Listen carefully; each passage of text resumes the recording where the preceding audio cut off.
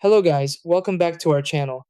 If your Beautyrest heated blanket is showing error codes like E2, E3, or E4, it can be confusing because the blanket stops working but doesn't clearly explain what the issue is.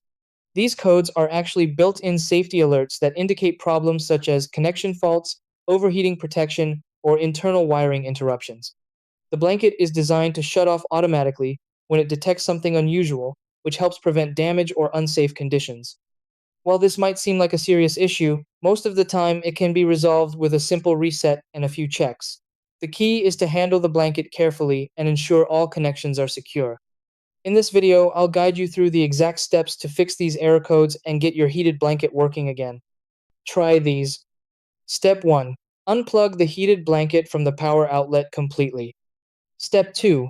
Wait for a few minutes to allow the system to reset fully. Step 3. Disconnect and reconnect the controller securely to the blanket. Step 4. Check the blanket for folds, twists, or pressure points and smooth it out. Step 5. Plug the blanket back into a stable power outlet. Step 6. Turn it on and check if the error code disappears and heating resumes.